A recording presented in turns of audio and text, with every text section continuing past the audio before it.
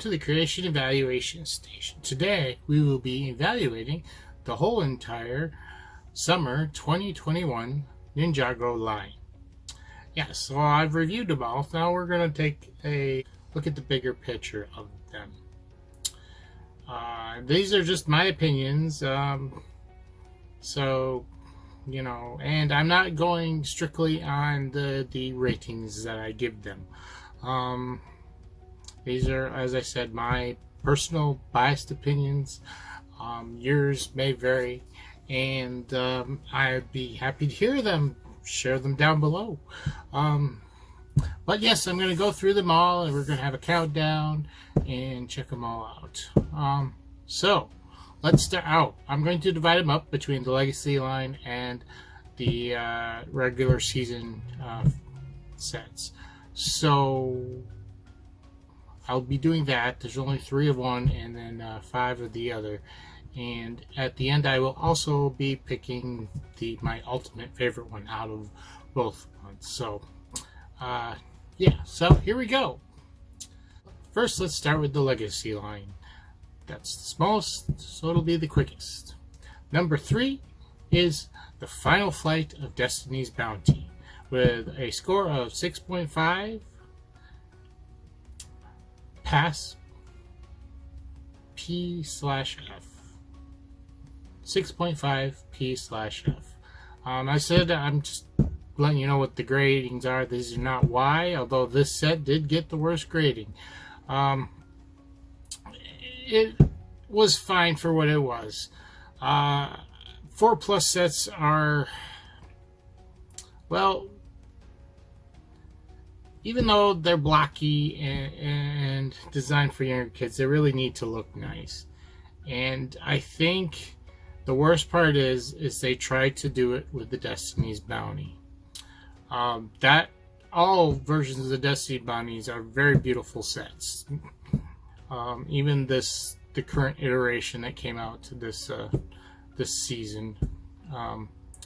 But the 4+ set, it just isn't going to work. There's not enough parts to make it look as detailed and nice as you would expect, and I think that they should not do large 4+ sets unless it's, say, Jurassic Park or something like that, or a large building. The boat just did not work. You know, it's easy with the Jurassic Park that you have a T-Rex or some other dinosaur and you suddenly have a much bigger set just by that alone. And then you build a couple vehicles and maybe a building to go along with it. And the smaller vehicles for the 4+ line usually look pretty good. I mean, some of them are a little gimmicky, a little cartoony, but that's okay. The Destiny's Bounty was not cartoony. It just didn't look that great. So yeah, that's at the bottom of the list. Next up, we have the Ultrasonic Raider. Now, I like this set. There's nothing wrong with it. It's just there's only 3 sets in this current Legacy line, so it gets second place, really. I like it better than the original, at least appearance-wise. Like I said, I don't have either of its previous incarnations. It received a 9P, so it got a good grade, and I do like that set. It has some really fun aspects. There's a couple of things, like the sidecars could have been built differently and would have looked better. But other than that, it was a pretty good set. Price, you know, was a little bit more expensive, but I'm not really going by price here. We're just going my gut personal feelings about this set. Alright, last but not least, by no means my favorite set from this Legacy line, and speaking of which, we will be doing the previous Legacy sets, and I might do another video like this for the whole entire one, so we might be talking about these sets again. But this way we can compare the whole Legacy line together. I'll be putting them in a playlist together. So, yes, the Fire Dragon Attack. Great set. Number 1 on my list for the Legacies.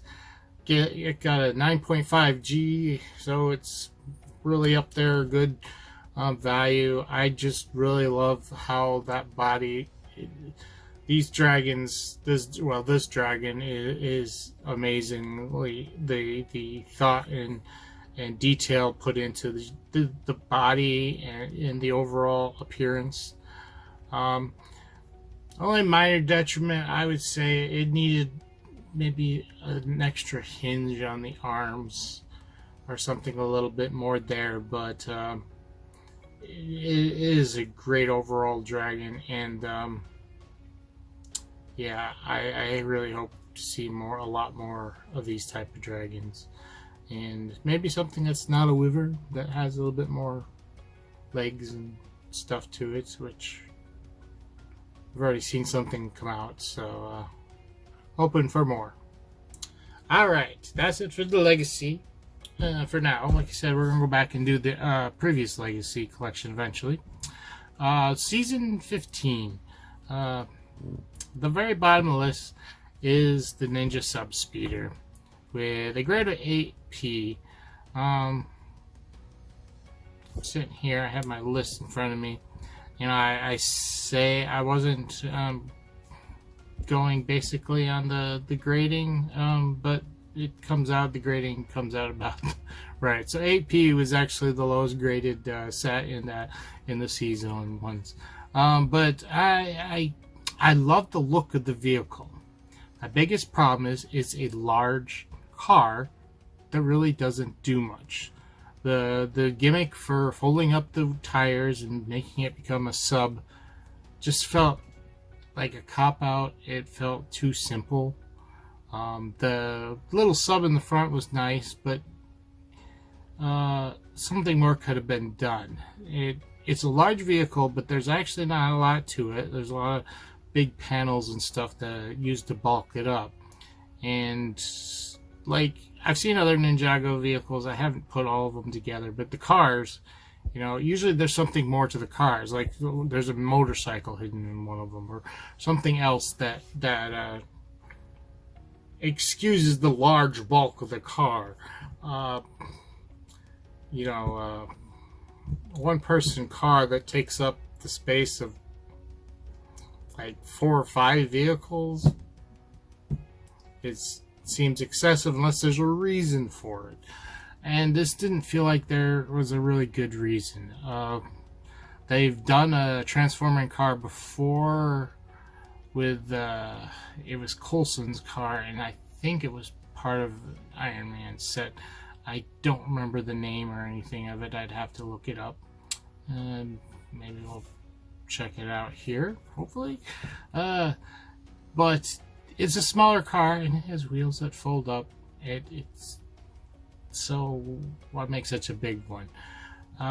They just need to add more to it, like something interesting. Maybe the cockpit would pull back some, and the nose would close up a little bit more, and maybe it would look like a hammerhead shark with the little mini sub attached to it, and maybe less so when it detached. But it would change the appearance of the car more than just simply folding up the wheels. So yeah, that was my problem with that one. And other than that, I love the look at it. And as I said, these are my biased opinions. Maybe you love the look of the car, and that is more important to you than its transformative abilities, and you would rate it much higher than I did. But this is my list. So you can make your own list down in the comments. Let me know what you think. But number 4 is Lloyd's Hydromech with a 9.5 G grade. This has actually got a pretty high grade. I had a lot of problem. My biggest problem was the arms. Like, they had the posability, but it just didn't have the range of movement, if that makes sense. Like, yes, the hinge was there, but it still could only move so much. With those pauldrons, especially the claw hand was probably the worst of it, though the sword hand also had a little bit of limitation. Now there was some good stuff with it. I mean, the wrist was really amazing on the sword hand. I mean, not amazing, but it was really nice to have that there. And the legs didn't have knees, but that really wasn't a problem. And the legs were thinner looking. Well, you look around the back and it looked thin, but it was, it still looked good from the front. It even had some thickness to it there. So I never felt like that was a big problem. There was a problem with the toes falling off. And it's a weird thing because it feels like that the pieces, like the clutch power on the pieces were not strong enough, but I don't really think that's what the problem was. That's just how it comes off as, because those things would just pop off. And the problem is actually how it's constructed.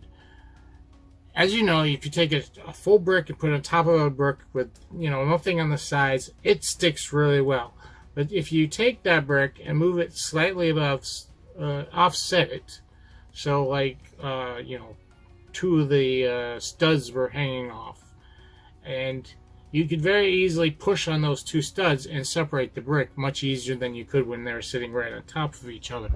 And I think that's the issue with the foot, is the longer 1x4 piece was sitting on top of that. I don't remember if it was a 2x6, but it was a brick, and it was only those two studs holding it in, and any movement, bumping, just minor, movement, pushed that forward, the overhanging parts, over enough that would loosen up the piece and it would fall off. Which that could easily be fixed with some minor adjustments and building. So that was a poor building technique, which I don't remember what I gave the technique for the whole set. Like I said, it had some good stuff too, like the cockpit able to adjust so you could put a pilot even with his flippers on inside. But yeah, those were it wasn't a terrible set. I know a lot of people liked it, and I love that look of it. I love the look of it. It just yeah, the arms were what bothered me the most. The toes falling off, and yeah, it was okay, but that's not what you should expect from Lego, is pieces falling off that easy. There's a difference, a little bit of kibble because you push down on it with your hand, but these were just minor vibrations, and that was a bad move on the designer. And like I said, it could easily be fixed. I mean, even if you maybe put some one stud bricks behind it, or a slope piece so it like hugged the other brick a little bit better, even those might have helped it out some. But yeah, that's that. Number 3 on the list is the Temple of the Endless Sea. And that set got a 9.5G also, and that's just a great play set. I don't think I really had any detrimental points against it, really.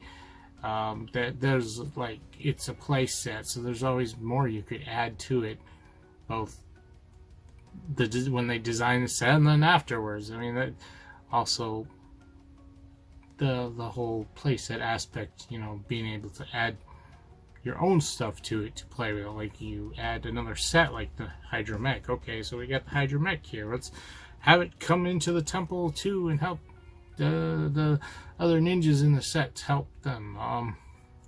So that was a great set. It had lots of fun. The creature was interesting.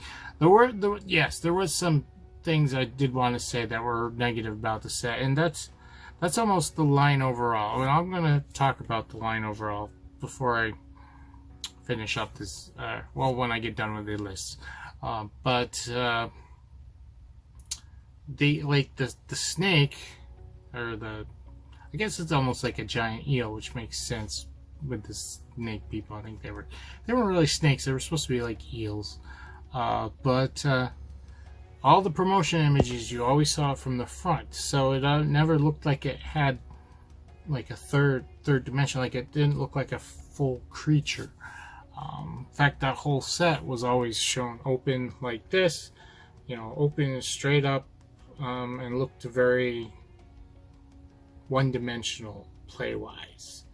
And come to find out, when you get it, that you know that serpent has a whole back half to him. There's, I mean, not a lot there. Like, every time I saw the image, I wondered, was it just the long neck and head? Like, was it supposed to be coming out of the ground or what? Because those images were kind of,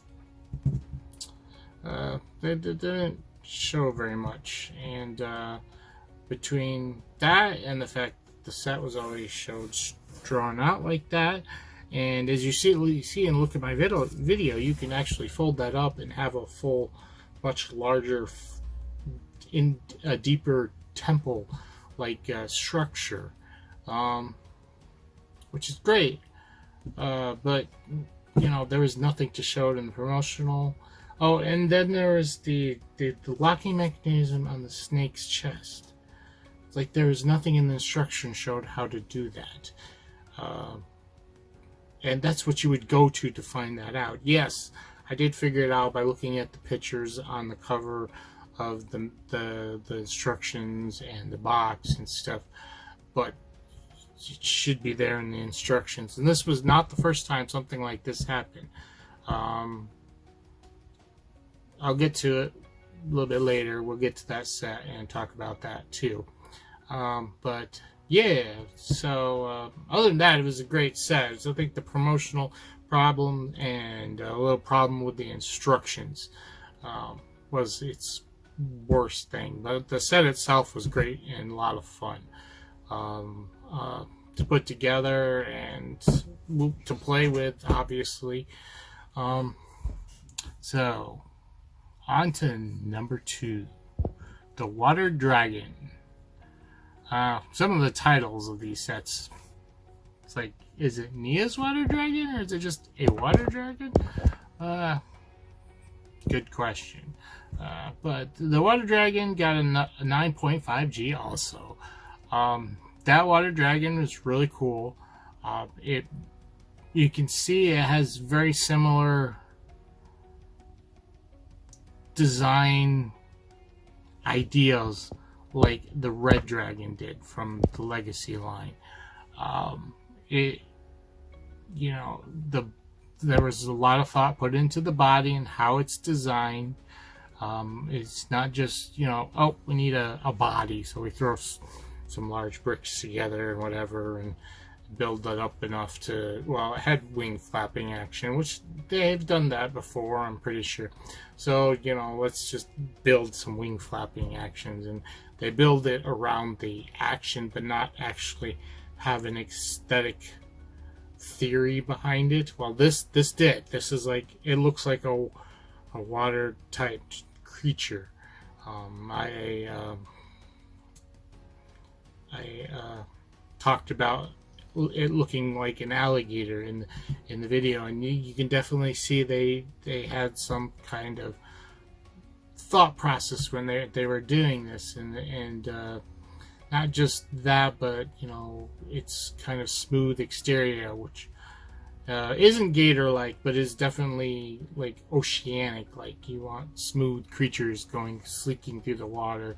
Crocodiles aren't ocean creatures, at least not the ones we have today, and they don't really. They need to look more like logs, which is why they're, you know, have that lumpier appearance to them, rough, rugged looking appearance. It helps them blend in when they're in the lakes, you know, mud holes, wherever they're at, the local freshwater areas. But yeah, that's number 2 on my list. Now, the number 1 set from there is the Hydro Bounty, if you have not figured it out already. And considering that got the highest rating out of all the sets with a 10G, You knew it was going to be tops. Uh, so yeah, that set was great, and it lived up to the other bounties, even though it is not Destiny's bounty. It's the Hydro bounty, and despite its not Oriental appearance, it still has a classy appearance, with the kind of 20,000 Leagues Under the Sea type appearance, and that that's great. And then oh my gosh, the bow coming off and becoming a robot is totally unnecessary, but totally great addition to that. It's like it already had those 2 subs, so it's got, like, smaller vehicles to go along with it, but to have that pop off and then have that, whoever thought of that was great. It's a great use of parts. Like, what do you do with the front of the bow? You could have just built the bow and that was it. Maybe have a little bit more storage in there, although there's kind of hard to do that when it comes to a point. You would maybe only get maybe a little bit more storage on the inside from that, but yeah, that was great. And this set also suffered like the same as the Endless Sea one. The set itself was great, but the instructions, like, what were you supposed to do? There was nothing in there indicating that the wigs were supposed to go on that one piece that you built. It doesn't show a good place to put the piece after you've built it. It's just floating in the water, I guess. But yeah, other than that, it was a great set. Now, out of both of those series, waves, microwaves, not sure what you want to call it, microwaves. Anyways, my all-time favorite is the Red Dragon. Yes, the Hydro Bounty got a much better grade, but sorry, I have a big soft spot for dragons, and I really like the Fire Dragon. The Water Dragon was good, don't get me wrong, it's a great set as it is, but the Fire Dragon, yeah, that was tops for me. So overall, this whole collection was very interesting. For one, it came out in summer, right? There was no fall wave. This was a very large wave. Total of 5, 6, 7, 8 sets. So that's quite a few sets. And there weren't any small sets either. Like the smallest price set, I think, was Lloyd's Mech at $20. So it's interesting because it appears that Lego decided to release this huge wave and not put out a fall wave, so that people could keep, working at trying to collect them all instead of, not everybody can get all this stuff all at once, which, is understandable. But they made them available for that long, and yeah, I mean they were you could get all those sets probably right up till the beginning of December, where it got closer to Christmas and people were buying them up and buying them out, in stores and even online. There was a lot of great sets in this. There's a lot of expensive sets in this, which is, it's kind of disappointing, but it's also, they spread it out so it'd be, be more accessible. There's a lot of details, pieces in this. We talked about the Destiny Final Flight, the Destiny's Bounty. That's kind of the exception for the whole series, considering it's a 4+ set. But other than that, a lot of detail in a lot of these sets. That's it for the summer 2021 wave. Now, going forward in the future, even presently, as the new spring wave has already come out, or winter wave, I guess it'd be the winter wave. The January 1st release of all these new Ninjago sets. Now there has been my plans. I'm not planning to do all of the sets, although I am going to do the bigger ones. As you've already probably seen on my channel, I have the new Green Dragon one already, which you can watch that. But I plan on doing more of them. I don't know how many I'm going to do, if I'm going to get all of them or not. I will definitely be covering the combo robot, maybe the temple.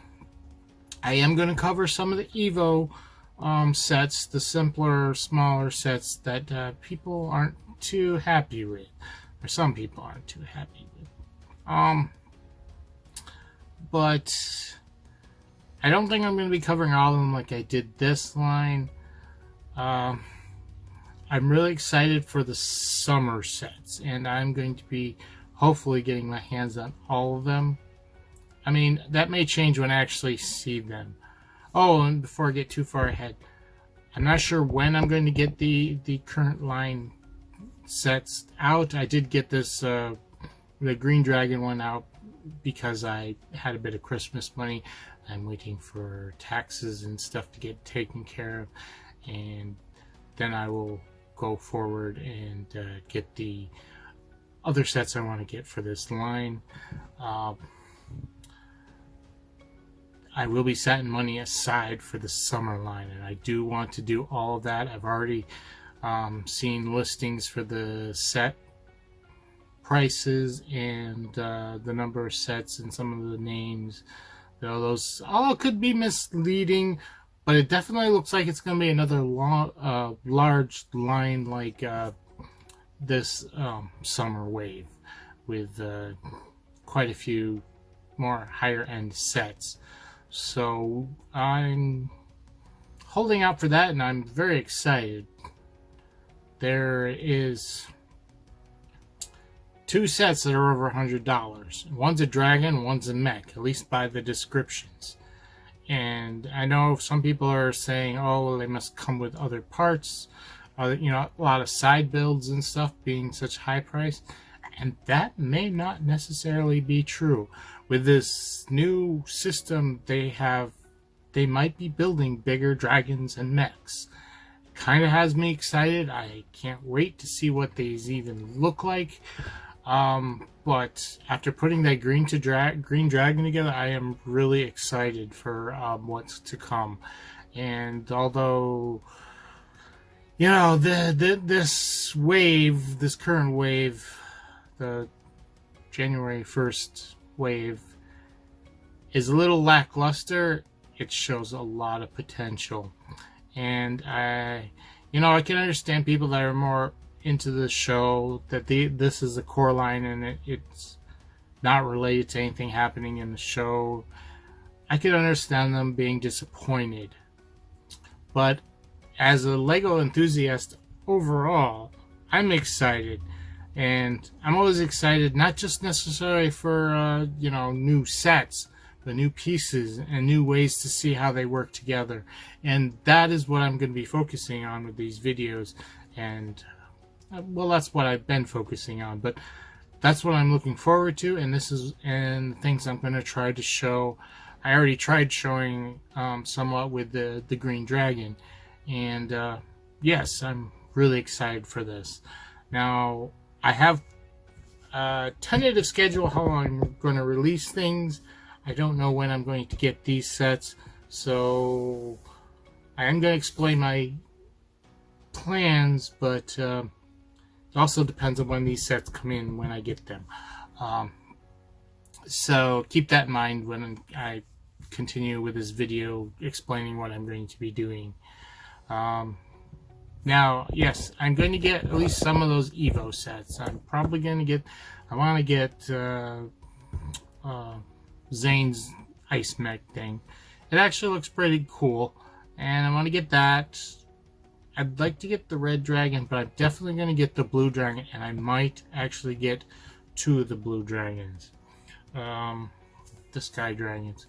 One's just basically, obviously, to review, but I might be taking 2 of them and combining them together and just seeing what can be done with this Evo line, or just the parts, see what we can do with them. So that's going to be something to look forward to. I'm not sure how I'm going to format the video or whatnot with that, so it's not going to be a typical review. But look forward to that. That's something I'm planning on doing. Now, new stuff aside, videos going forward, I've got a couple of non-Lego product reviews I'm going to have come out, and I'm not going to do them all at once. They're going to be interspersed, but probably the next review I do will be one of those such reviews. After that, and like I said, this is despite the new stuff coming out. As soon as I get that new stuff, it's going to get done first. So this is a very tentative schedule. But I'm going to finish up. I'm going to do whatever Monkey Kid sets I have first. And there's some I wish I could get my hands on too. But I know there's new ones out, and I am interested in those too. Fortunately, finances aren't. I got to get subscribers on here. I'm going to look into Patreon, potentially help out. Yeah, so I'm a little bit limited, but I have Monkey Kid sets, older Monkey Kid sets. I'm going to be doing those. I'm going to do those up, and then I will come back to Ninjago, and I'm going to basically work backwards. Like the first Ninjago review I'll probably do after I do Monkey Kid stuff is the Islander sets, and I only have one, unfortunately, and it's the one dragon. But that's basically what I'm going to do that, and then I will move further back. I think the Legacy Wave, I don't know if that came out at the same time. I gotta look that up. The Legacy always gets me screwed up. But I will be doing probably that one Islander set, and then do the Legacy line, and then we're going to go even further back into like the role-playing game wave and everything else, which I'm excited for because there's some great sets in there, and yes, I haven't put them together yet. But that's we're going to be working our way back with that. There may be some other things intermixed with them. Like I said, I have some non-Lego reviews I want to do, and they will be one at a time. I'm not going to do them all together. They're going to be like sprinkled throughout the other videos. So look forward to that. That's pretty much it for this video. I wanted to go over this wave and also talk about the Ninjago stuff going forward. I want to do more than Ninjago. I'd like to do more Monkey Kid stuff. Unfortunately, those sets usually tend to be on the expensive side. They don't have cheaper sets. Now, price-wise, they seem okay. At least the one set I have reviewed already. The price for piece and what you get is fine. They just tend to be larger sets. So that's that going forward. I do want to branch out to more stuff. I mean, sift to see how things go with this channel. Other than that, that's it for Ninjago information. I will probably be seeing you soon. Next video I have immediately after this I'm going to work on is a non-Lego review. But that's only one, and it's a small one, I think. And so I will see you soon. Oh, and leave your comments down below what you think about these plans, what your personal list is for these sets, you know, what you think of them, and let's talk about Ninjago. Let's talk about this wave.